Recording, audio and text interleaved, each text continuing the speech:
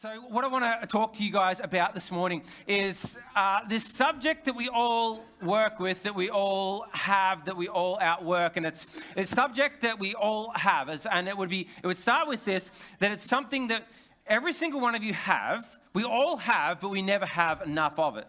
Every single one of us has it, every single one of us consistently has it, but we've never got enough of it. And it's not time.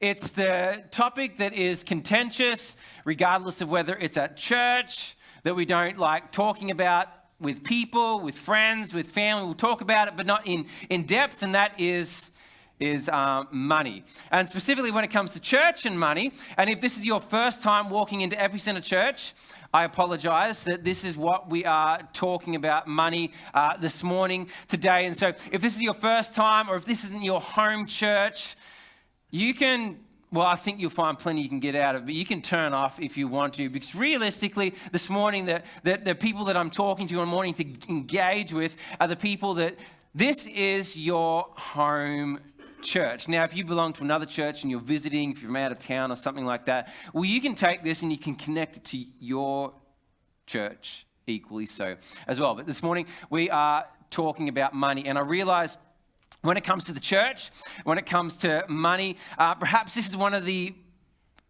along with other things, one of the most misunderstood, abused, twisted conversations that we have. And for some of you here, the conversation around money and church, it looks like perhaps this, that you gave and you gave and you gave because someone told you this, that you can never outgive God. But what happened in that you taking that perhaps to its extreme, that I can never outgive God, you ended up in a really difficult and tight position, because what was promised to come back to you, because someone said if you give and you give and you give, God will give you back more than you've given, and you led into this lie that ended you in a bad financial position. And it wouldn't have been just your giving that got you there, but your giving, your overindulgence of giving to the church arrived you there, and you've been hurt by it. Or perhaps that you've been to those churches where it's all about money, that you need to give as much as you possibly can. And that's very much pushed and drilled down into you. Or I'm not sure, or perhaps that your context is that the church is just solely about taking money from me. And now, if that's the context that you've come from, if that's the background that you've come from, that's what you have grown up knowing, or that's your opinion, I want to say I am truly sorry that is the way it is. And I'm not saying that it's not the way it is, or suggesting that it isn't at all or anything like that. I know that is the reality for a lot of people when it comes to church and when it comes to money. When it comes to church and money, a lot of us have really negative connections with it simply because we, the church, have abused it. And so if that's you this morning, I want to say sorry. That's not our heart as a church. That's not my heart. And so this morning, when it comes to money and talking about money and talking about giving, what we want to talk about is not how to extract all this money from you, but rather what we want to talk about is when it comes to giving, we want to talk about some clarity and understanding surrounding perhaps what giving is, and perhaps where giving goes, and perhaps how we can engage, if you feel led to, in this incredible blessing, I think it is, of giving. So, to start, I want to ask you guys this rhetorical question. Don't yell it out. You can if you really get excited about it, but I'd suggest that perhaps you don't. Just answer for yourself a couple of these rhetorical questions. And rhetorical question looks like this. What is the faith of the next generation worth? Like, what is the faith of our kids worth? What is the faith of our youth worth? Or what is the faith of my next door neighbor worth? What is the faith of the person that's struggling with mental health? What is it worth to connect with them and support them and help them? What is it worth to help the person that has nothing? Like, what is it worth specifically? What is the faith of the next generation worth? What is the faith of the person next door to you worth? And on top of that, perhaps another question to follow on with, because if you've been here for the last 5 weeks, you'll know that we've just been deliberately through a marriage series combined with this thing called date nights. And so to follow on with that, what would this be worth? What would it be worth? What is a community of healthy marriages worth? I think these are really good questions for all of us to ponder, because all of us know stories of people, perhaps in your family, and most definitely in your neighborhood, maybe even right next door to you. We know the stories of the kid or the youth or the individual that's going through absolute hell because mum and dad split up. For some of you, that's your background. That's a story that you've come from. And you know that the hell that they're going through, or you know of the hell that they are going through because that happened, or the individual or the person that's walking away from their faith because what was preached here, not necessarily here in this church, but what was preached out of their lives, they spoke about with their mouth or their lips and their church attendance and stuff, was never enacted at home and behind the scenes. And so faith has become confusing. And so they're choosing to walk away. Or you'd know the stories of the marriages that are breaking apart. You might have friends and family, their marriages are falling apart, not because they didn't start well, but because perhaps no one told them how to do conflict resolution well. And because they were never told and taught and empowered to do that, when they found themselves in a situation where they are arguing, they end up thinking this, that there is something wrong with this relationship, and they end up calling it quits. Or the individual that finds themselves just following the crowd because everyone does it and it's fine that you can do it. Or simply that person that just gives themselves over to anyone at any time because that's how they feel valued. That's how they feel valued. And so back to the question would be what is the faith of the next generation worth? What is the faith of the person next door to you worth? Or what is a community full of healthy marriages worth? And I would say it's worth this. It is worth absolutely everything. If I was to look at my children, and if I'm to answer it from my kids, say, what is their faith worth in a dollar value to me? And I can't put a price on it. When I look at healthy marriages in a community, I can't put a price on it. I think it is worth absolutely everything. I think it's worth absolutely everything. But what we often do when it comes to ideas and thoughts like this, we end up coming to this conclusion that I get that, I know those people in those scenarios, I know those kids, I know those marriages, I know those people that are struggling through things like this, I know that. And you know what, Rob? It's just too big. I don't have the means to be able to do it. I don't have the resources to be able to do it. You know what? I don't even have the finances to be able to fund the next generation, to outwork that, to do that. I don't have the funds, the ability to do it. I'm struggling with me and my own. I've got enough for me and my own to make sure that we're good, but I haven't got anything left over because the problem is too big. The problem is too big. And I get that a lot of us think like that. Statistically, when it comes to giving, for those of you that this is your church home, and this goes across to other churches as well, statistically, about 22% of you have made the choice to partner with the mission of the church, financially, to partner with the mission of the church. About 22% of you have made a decision to partner with the mission of the church. And that's pretty consistent across churches in general, not just Epicentre Church. About 22% of people give. And that's not to downplay the other 78% of people. But the other 78% of people, you would probably fall into one or two categories. One, you haven't really thought about partnering, which is fine, that's okay. But then there's another group which would make up the larger part of that group, is that you have thought about partnering with the church, but you haven't done it because what I've got left over isn't enough to do anything. What I've got left over isn't enough to make much a difference. So what is the point anyways? And so for those of you that have that thought, which is a fair thought, which is a reasonable thought, this is a thought that I want to give you guys this morning for us to be able to engage with and connect with and assist. That we as people, as a church, need to embrace the power of compounding generosity. Not lump sum generosity, but compounding generosity. Because for this reason, compounding generosity, it grows and it builds and it does something, because every small seed grows into a significant difference. For those of you sitting there thinking that I just don't have enough to do anything with to make a difference, like I can't invest in marriages and see a difference happen, or the next generation and see any difference there, what we need to do, I think, is understand that there is the power of compounding generosity. And when we engage with that, every small seed makes a significant difference. Every small seed makes a significant difference. The reality is that the problem that we face, be it in church or be it in the community in general, is too big for one person. The problem with youth, with children, the struggles that they have, with marriages, with mental health, it's too big for one person. It's too big for one person to be able to resource, be it financially, be it with their gifts and talents. It's too big, but if we embrace this thing called the power of compounding generosity, then all these small bits go to make a huge difference. And so if we all compile together, then something can happen. But if you guys are anything like me, and I'm sure that a whole lot of you are, you don't do much because you don't feel that you can do much.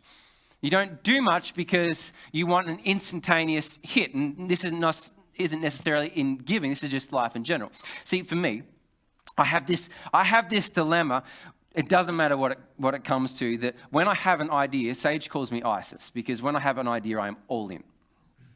I can't not think about anything else. I can't dream about anything else. I can't study anything else. It consumes every part of my mind. And then I go all in trying to work out how to outwork this dream, this goal, this vision, this whatever it is that I'm trying to do, be it raise capital for something or trying to outwork something or do something. I'm all in trying to do it. And I'm trying to do it because I am, probably just like you, I am impatient.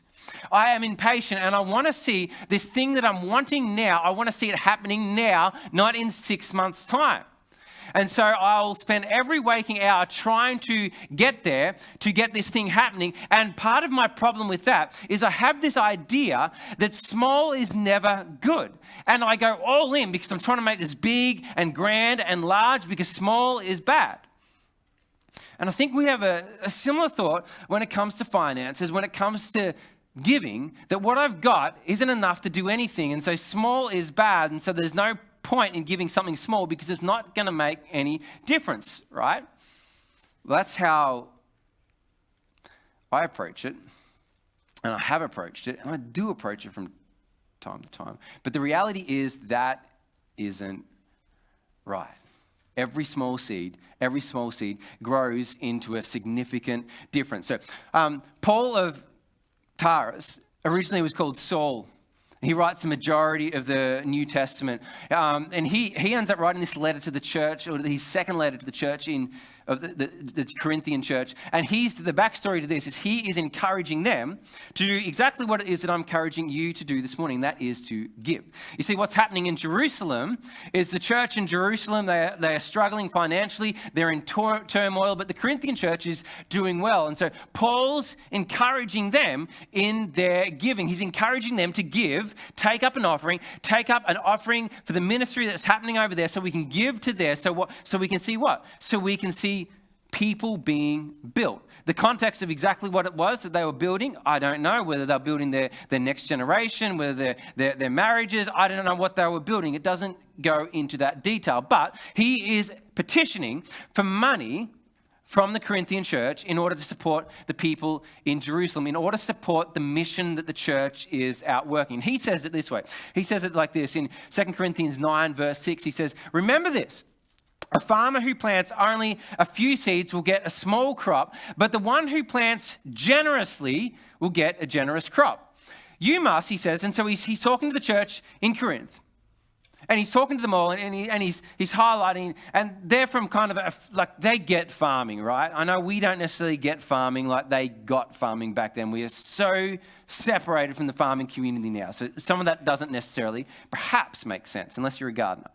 And he's talking to them, and he's like, every single one, hey, you Corinthian people, I want you to pause, I want you to stop, I want you to consider this, just like he'd be saying the same thing to us today. I want you to do this. Each decide in your heart how much to give. But he continues on, he says, I don't want you to do this. I don't want you to give reluctantly or in response to pressure. And what he's saying by that is like, I'm not going to do this. I'm not going to grab your arm, twist it, and then shove it up your back so it hurts. He's talking about a small bit of pressure he's putting on them. Like, I'm gonna press you. I'm gonna nudge you, similar to what I'm doing this morning. I'm gonna nudge you, but I'm not gonna twist your arm and effectively force you to give. I want you to think about how much you can give, if you can give. And if you can give, I want you to give freely. I don't want you to give under compulsion, because I am forcing you to give. And so he says this, because God loves a person who gives cheerfully.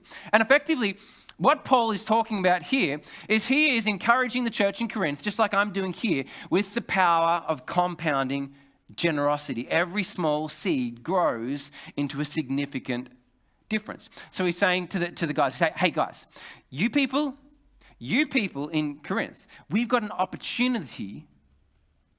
We've got an opportunity to help these people in Jerusalem. We've got an opportunity to make a real difference with these people. We've got an opportunity to do something really big if we all band together. Because how many of you realize this? If he's trying to fund something that's happening in another city, one person over here is probably not going to be able to come up with enough to make a difference over here. So he's like, hey, if we all come together, we can all make a difference. And he's talking about small seeds doing something. A lot of you are veggie gardeners. And I know this because I see the black market trade of seeds that happen here on a Sunday from time to time. And you guys come with your vegetables and like your seeds to plant and your veggie gardens. My wife is a part of this. She's always in the veggie garden. But for those of you that don't veggie garden, I'm going to give you some helpful tidbits if you were to start veggie gardening. So there's these couple of plants, and one particular plant is incredible with its ability to compound, its ability with that one small seed to make a significant difference, and it's called the zucchini. Those of you that are laughing have grown the zucchini. And the next would be the cherry tomato. And it does this tiny little seed that you can barely see, you plant it, and if it's a zucchini, and if you've never grown a zucchini, can I give you some healthy information that you probably only need one zucchini plant to feed your family and your street. They just keep on giving. It's like the gift that just doesn't end. And if you're not quick to get out there, they go from this big to this big overnight. They are fast growing, but one tiny little zucchini seed grows into an incredible harvest. And cherry tomatoes, specifically tomatoes being cherry tomatoes, do the same thing. They'll just keep yielding and yielding and yielding and yielding and yielding. And it all comes from this one little seed. This one little seed grows into this incredible plant. But what we often do is we look at them and we say, small isn't good, small isn't healthy, small isn't helpful. I don't have enough to be able to do anything at all. So because I don't have enough and small isn't good, I'm not going to do anything. But if we take a lesson from the zucchini plant or the cherry tomato plant, we can see what can happen with a little small amount. It can make a huge difference. So back to that question that I opened with, like what is the faith of the next generation worth? What is the faith of the person next door to you worth? What is the mental health help of the people in our community worth? Or what is the community of healthy marriages worth? I'd suggest it's everything, but because sometimes we don't see how little it takes to make a huge difference, we choose to do nothing. So this is what I want to do with you this morning, is I want to show you, just with some of the things that we do here at Epicentre Church, what a small difference makes on a pretty large scale. Because every seed grows into a significant difference. And so there's a couple of things that I'm going to list off that we do consistently as a church. Some things we do once a year, be it the marriage thing, we'll just get to at the end. But these things we do consistently. And it looks like this. Like the next generation, it costs this. It costs $30.65 per person per month to sow into our next generation. And so that's kids and that's youth included. And I bundled them together for this reason, that there is 30 cents difference between our youth and our kids in the cost to run the program, to sow into these kids' lives. around $30 is what it costs to sow into the next generation of kids, be it the kids program that Emmy has come in and she is dragging Hannah out to right now. Yes. So it costs about $30 to sow into all those kids out there, plus the others that aren't here today. Our youth that happens on a Tuesday night, it costs $30 to sow into them. $30 to see perhaps a narrative shift and a narrative change. Some of those kids out there, some of those kids that come on a Tuesday night, they're part of the story that I opened with. They're the kids that some of them, they've got the broken family. They're going through hell. They're going through turmoil with what's going on in their life. And it takes $30 for us to engage, to be able to sow into them. $30. How much is it worth? Well, I think it's worth absolutely everything. But it costs $30, which is incredibly cheap. But it continues on. Our community chaplain being Hannah, that she just walked out. To go, not walked out. She didn't walk out. Let me regather my speech. Hannah does this. We employ her to be a community chaplain for the community. So, and she's a social worker, she's a qualified social worker, exceedingly qualified, and so she meets with people from the community for a couple of reasons. One, we just want to love our community and support our community. But secondly, we realize that there is a huge crisis in the mental health industry. And so Hannah works tirelessly, engaging in the time that she has to be able to reach out and connect and engage with people from the community. And so I did work it out, and I can't remember how many appointments that she has on a weekly basis and blow that out to a monthly basis as far as the support that she outworks. But it costs this, for Hannah to outwork and sow into the people in our community, about $45 per person per month. To sow into the mental health problem that we have, it costs that what we are doing here. We're just one of the areas that are doing stuff. Where it's not like the church is the only person, or Epicentre Church is the only entity doing something in the mental health area. I know plenty of people are, but for us, $45 is what it costs. And then we just had our marriage series. And through our marriage series, we had these things called date nights. And on our date nights, we split it up into two sections. Like we had single people and then we had married people. And on the single people night, there was two tables set up, and we gave them a 2-course meal with a video, with questions and dialogue to consider. And for those of you that aren't aware of how we did this, we didn't just give them pizza and cream. I don't know what random. It wasn't just pizza and ice cream. There was cream involved in the desserts, okay? Because you can't have a healthy dessert without cream.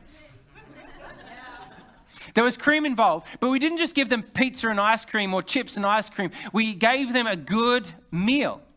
We gave them a good meal. Like there was chicken parmesan, there was lasagna, and there was chicken Kievs, and I will not remember the other one. Tacos. It was Taco Thursday, and so it was fantastic. We did that for the single people, and there was a video that they got to work through, and then worksheets they got to go through, all because we want to set single people up, or the singles and dating. We want to set them up in a way that their future relationship thrives. It doesn't die, but it absolutely thrives. And so we want to set them up well. And on the Wednesday nights, what we did is we did date nights for the married people, and we did the same thing, but they got an extra course. They got a 3-course meal, and we loved them and I served them, and it was great, and it was fun. And they walked through this resource called Alpha Marriage, and it was confronting, and it was challenging, it was building. And the benefit that I've got is this, and I'm not going to go into the individual stories, so I don't think it'd be fair here, but for some of those marriages, I've got to sit on the other side of the table through the struggles that they've gone through. I know some of the dialogues that they had with me together as a couple, and some of the hurts that they've been going through, and where some of their marriages are at. And I also know the dialogues that I've been having with some of these people on the other side of the date night, and see the difference that it's made to their marriage. And so we walked through that date nights, and we took about, I think it was about 35 to 37 people through that totally, marriages and singles and dating people included. And the cost of that was $35 per person. For the whole month. 3-course meal for the marrieds every single week for 4 weeks. 2-course meal every week for 4 weeks for the single people. All the different stuff that we put on. It costs $35 to sow into relationships. Back to that question. What is the faith of the next generation worth? For you parents, what's the faith of the next generation worth? What's the help for mental health worth? What is a community full of healthy relationships worth? My suggestion is it's worth absolutely everything. But simply, it looks like this. But so often, what we do is we think that the problem is too big. There's nothing that I can do with it.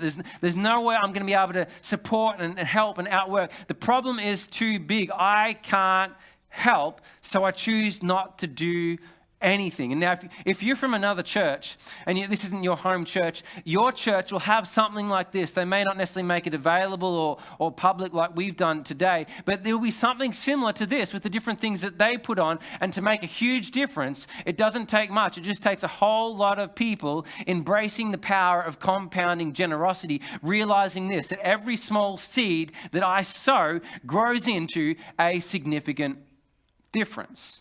So rather than thinking the problem's too big, realizing that if I just give a little bit with the power of compounding generosity, my small seed becomes something that becomes a huge difference to someone's life somewhere. I'm going to end in a minute, and part of what I want to end with is I want to end with a video. Because what I've noted when it comes to giving, when it comes to generosity, often you get side-blinded by the impact that what your giving has. And a whole lot of the time, you get impact where you didn't expect there to be impact. And so I'm going to end with a video in a minute from someone. It's from this girl called Lauren. If you don't know her, you will love her, and you'll see her on the screen. So we're going to end with that in a minute. But I want to end with that because when we did our marriage series, she came and she helped and she served through the date nights specifically for the married people, and she attended on the single nights. Guys, she's free.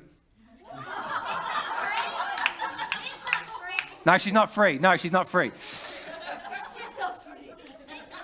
She's single. Yes. Thank you for the correction. Okay. I have problems. Anyways, to regain my composure again. So she came and helped, but something happened in her or with her that she noted that had nothing necessarily to do with what I thought we were there to do, which was help marriages, but she took note of something. And the reason I want to play it is because so often we're expecting an outcome in this area and we're giving to this area, but something happens that's impacted from another angle. And so just before I play that video, I want to pose a couple of questions to you guys, a couple of questions to end with. And so back to that original question that I posed, like what is the faith of the next generation worth, or what is sowing into mental health worth, or communities of healthy marriages? What is that worth? Like, what is that worth to you? And these are a couple of questions that I want you to ponder, specifically while you listen to Lauren's video and you like overview what I've shared and talked about. What is this worth? So the questions are this: how much difference can I afford to make? If this is your church home, how much difference can I afford to make? Now, if this is not your church home, the question could be this: if I take this back to my church, how much difference can I afford to make? Not stupidly make, where you put yourself in the red every single month by trying to outgive God. If you feel God's calling you to do that, or maybe you and I should have a conversation, so I want to make sure God's calling you to that. But not just foolishly giving. Like, how much can I afford to make? I'd ask you to honestly ponder that question. How much can I afford to make? And the follow-up question is this, which will give you an opportunity to actively engage with this. How much can I afford to make? But how much, on top of that, how much am I today willing to commit to make? How much can I afford to make, and how much am I willing to commit to make? Here's the video from Lauren.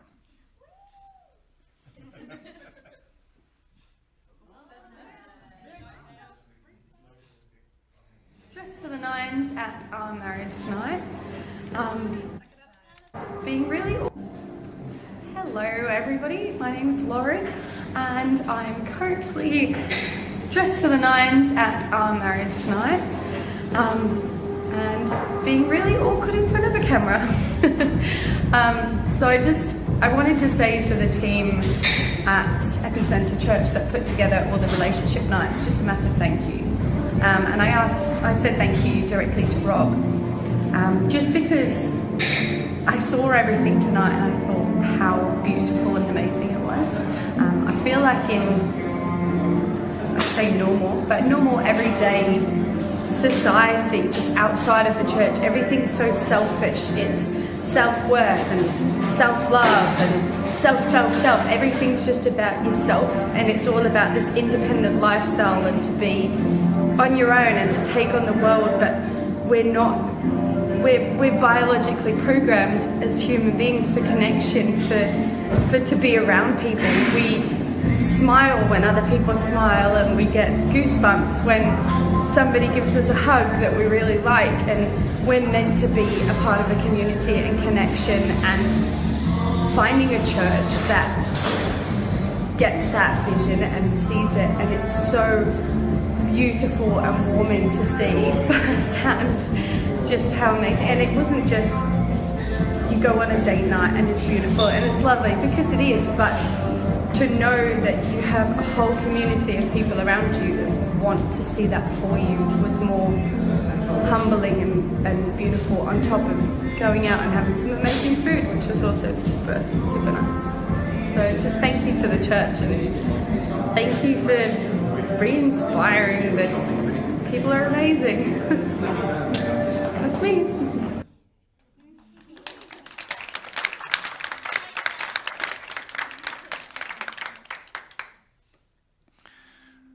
I wanted to show that because all I thought we were doing was sowing into relationships. All I thought we were doing on a Wednesday night was building up marriages. On a Thursday night, just connecting with single people and building them up and giving them some stuff that can really set them up for a win when they find the right person. I thought that's all we were doing. But yet, over the course of it, someone was impacted in a way that I wasn't expecting to be impacted. And it was only something small. In fact, it only cost $35 a person to see someone else connected and impacted in a way that I wasn't expecting it to happen at all. So back to that question. Back to those questions. What's all this worth? I think it's worth absolutely everything. So the question I want to leave you guys with this morning, I'm going to pray for you in a minute, is how much can I afford to make? If you're married, I suggest that you wrestle with that with your spouse. How much can I afford to make? But follow on. How much am I willing to commit today to making? So on the screens, the production team, they're going to put a QR code up. And if you're not a QR code person, Chris will be up the back, and there's other ways that you can give as well at that desk as you walk out, that he will share with you or show you other ways of giving. If you aren't adept with the QR code, Chris will help work you through that. So the QR code goes directly to our app called Tidely to give. And so I want you to honestly ponder those questions and consider those questions. How much of a difference can I afford to make? And how much of a difference am I willing to commit today to joining in the mission of the next generation, seeing their lives transformed, of marriages, of seeing them strengthened, of relationships, of seeing them built, and of the mental health sector, of seeing that helped? How much of a difference can I afford to make? QR codes, you can QR code that. Up the back, you can have a chat with Chris. Like I said at the start, if this isn't your home church, do not feel obliged. Do not feel obliged to give. But you could take this back to your church and apply the same thing. So let me pray for you guys, and then it is teas and coffees or Milos, whatever it is that you have. So Father, I want to say thank you, God, that you're a generous God. You're generous in the gifts that you give, and with the the big gift that you gave, Father, specifically being your son, Jesus. I want to say thank you that you gave him as a gift for us, God, that we could be reconciled back to you. And it wasn't a small gift. It was a big gift that cost a lot. It cost an enormous amount, but you weren't shy in giving it. And Jesus, you weren't shy in offering your life up for us, God. And so I want to pray that we can follow suit from that, and that we don't just look at what we've got and think it won't make any difference, but realize that every small seed that we sow can make a huge, impactful difference in someone's life, God. So I pray that we can be people that follow your example, and that we are diligent and deliberate in our giving and joining with the mission that you have for us here in Echuca, Moama. In Jesus' name.